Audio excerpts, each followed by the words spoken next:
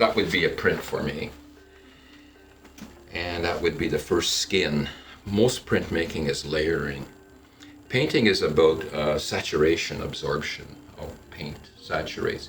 Printing, you layer up and you create your changes and your information pile up by putting another layer on it. It's just how we think too. Every daily we pick up information in our heads and store it, we layer it.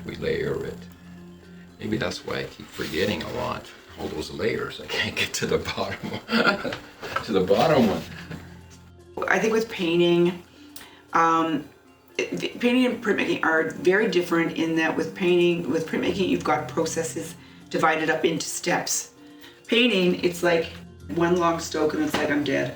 You know, it's kind of like, you know, you die 1,000 deaths because it looks like hell and you have to scrape it off. And printmaking, you've thought it through and you've proofed it and you've tried it, and you know the process is slower. And maybe that's why it appealed to me in the first place, because I loved the process. So I think I've applied some of that print process to the painting process. I inspire myself with just having stuff around me, which I think Otis does as well.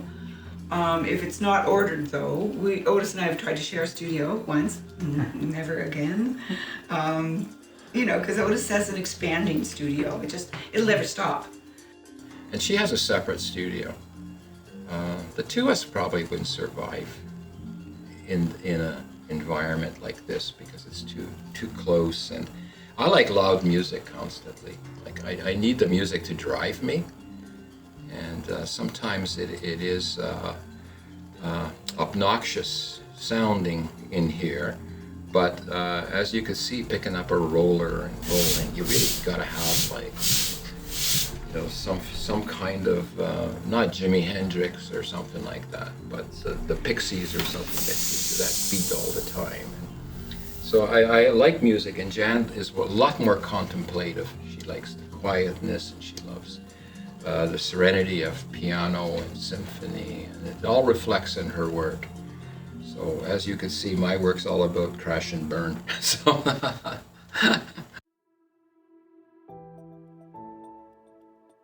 artists have always learned from each other, from observation and from not just the world around them, but by looking at other art, and that's certainly how I taught myself. I went to University of Waterloo, and I went to an art school in Australia where I actually learned quite a bit about painting, like just because I was given the chance to paint in a different way than I would have if I'd stayed in a university in Canada. It was just a different approach in Australia.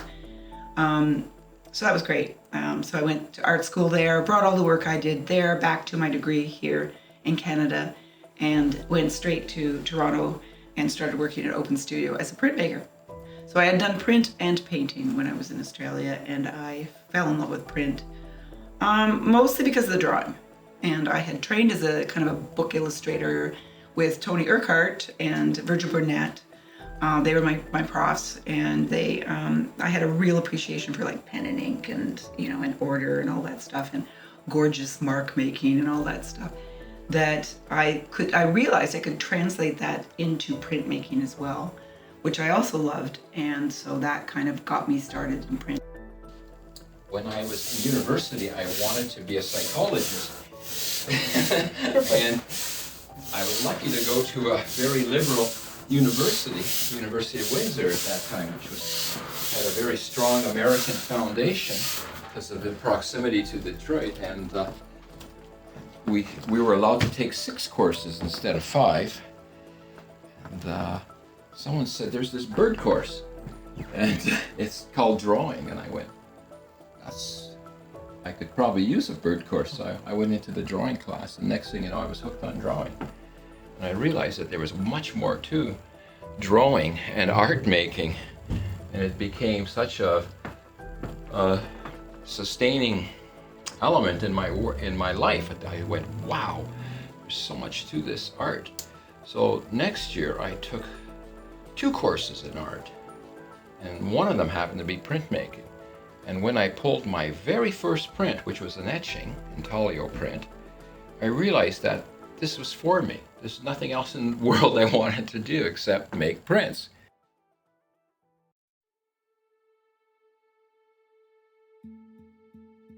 Okay, so in these things here this is very much part of my process. It's just ordered. It's textures. All right. So this could be for printmaking. It could be for my painting. They're all things. There's like pieces of things, colors of things that I might want to use. Little things I might glue in to a collage. They're all there. I've got right above that, kind of pronto plates, which is a whole printmaking technology that I taught that I absolutely love because it's so immediate. Textures. I've got all my photographic stuff, photo mylars, and anything photographic that I use. Mostly in printmaking. Now, Otis has to see it right there too, and I've got to see it. It's just that I need access to it, and if it's something I can't use, I'll give it to Otis. I'm always on the hunt for interesting materials. I like different surfaces. What I enjoy is sort of the absorbency of different surfaces, how materials take ink, how different papers absorb ink. It releases kind of energy when you look at it differently. So I will use many different materials. Yes, I think I'm very fortunate that way. Yeah, I'm now 75 years old, and I'm still printing and enjoying it more than ever. I think it is so, and I think Jan stimulates that need by challenging me constantly. I think when I start withering for the month or something like that, Jan's research interests are. They coincide with a lot of my interests, so she usually goes out and finds beautiful fabrics, images, and usually gives them to me as a present, and that just motivates me to try to do something. And in a funny sense, it also gives Jan some completion too, because she likes to see what I come up with using sort of images that she has propensity for, and it's a lot of fun to live like that, where we both challenge each other. So here's another one, but these are like little 3D elements that I would hold up in the same way I was holding up the Cecily Brown. They're like little collage elements, things torn out of books. Otis would use lots of these things. So this is like some kind of horn from an antique place, and like a little object that I could draw, that I like the looks of, and patterns that I like. So like little inspiration drawers, right? These, like, this is in that rabbit print that you saw over in Otis's studio. Like, who wouldn't want to draw that? Yeah. Got a whole bag full of beat tops, which are just so cool. So I might have an image, and then it'll just be really neat something, right? So I think, well, what would I like to draw over top of it? So I'll either go to my mark making files, or I'll go to my object files, and I'll pull out the beat tops and say, oh, yeah, that's what it needs, a beat tops. Like, throw it in. So they all merge in my head about what can be applied or what can be used. It's just that I don't say in a landscape, for instance, that I would have to leave a beat top out, or I couldn't put a shoe in, or a Cecily Brown painting over in the corner, right? Or some fruit or something.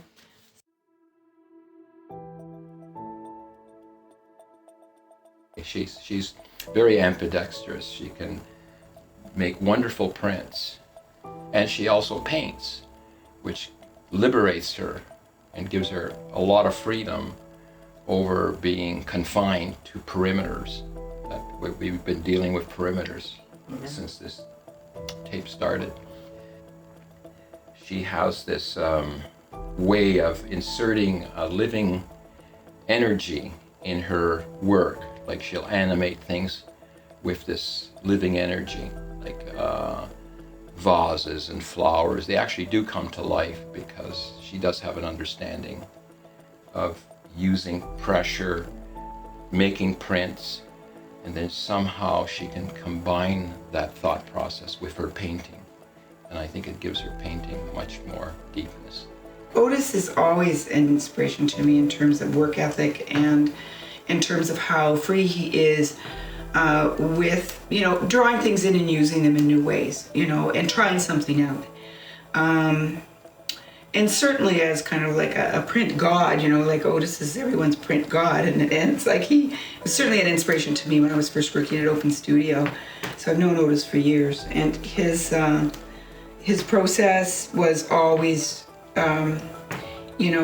just one of just hard work and sticking with it. And I recognize that was something that I really valued, and I really value that. You see, Otis is someone who does a lot of work all the time. Like, he literally works every single day from 9 to 5.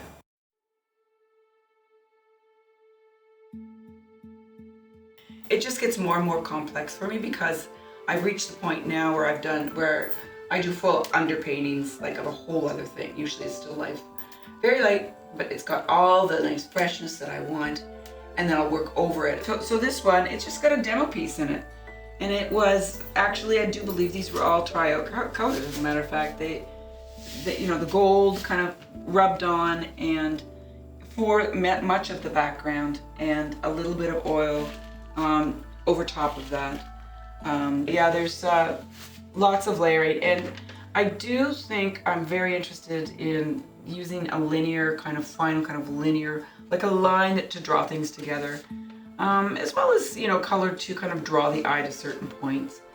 And I've realized at times there's like, if I'll know when I'm not focused on something because I won't know where to look in the piece, and that can be good or bad. And like, this is my wall of things I want to remember when I'm painting, and I think about, and every picture here's got something in it that I would like or that's inspiring to me. And when you look at my paintings, you can probably see a similarity between some of the approaches and in some of the things I've kept and stuck up here. These change. I will do a painting with a drawing underneath it of still life before I move it into a landscape feature, because there will be things that kind of come out in that painting from underneath that I wouldn't have thought to stick there myself. So it's great to have something to react to, right? And it's like cut and paste, right? It's just cut and paste, but it's like with your hands and your brain and everything just working right. And a lot of my images are on other prints too. I'm like a sampler, I guess. Like sample music is the same thing. I keep taking older plates and printing over top of them. Like if I had this urge right now, I would take this plate and probably print it over this maybe. And I would have something totally different, and something that I couldn't predict. I didn't predict this either. I didn't know it would look like that. But there's 3 printings on it. And I don't print editions. I put a VE 4 out of 5, meaning there's 5 that have a polar bear image in them, but none of them look exactly the same. I will try different colors, and that just expands my creative capacity. And I've got a saying stuck on the wall over there. It says, "Remember the upside down Cicely Brown floating over the landscape." And that was, I remind myself of that because Cicely Brown's a painter whose work I just love.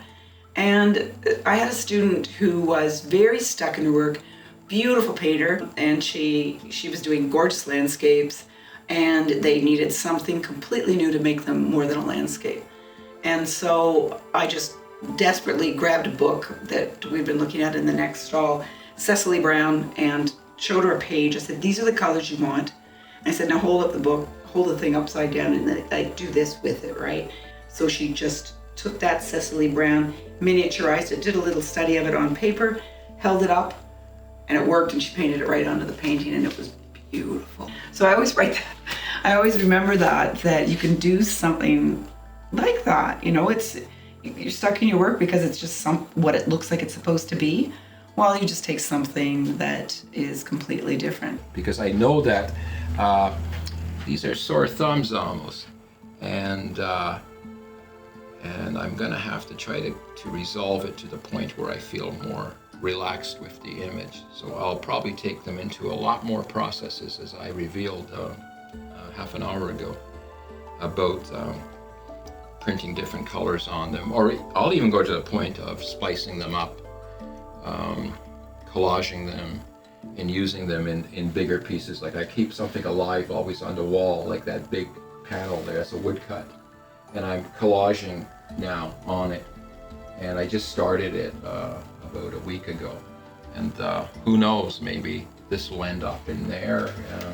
That's something that I'll deal with after. Yes, I'm not interested in the commercial element. Now that you mentioned the fine art part of it, I'm not even interested in the editioning. I find that printmaking is a very expressive, creative language on its own.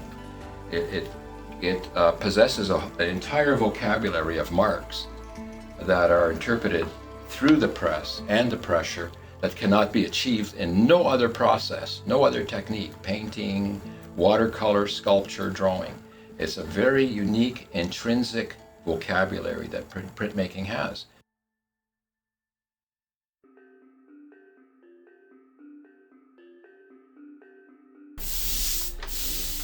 Paper is really our whole plane of consciousness. Like everything we do is regarding paper.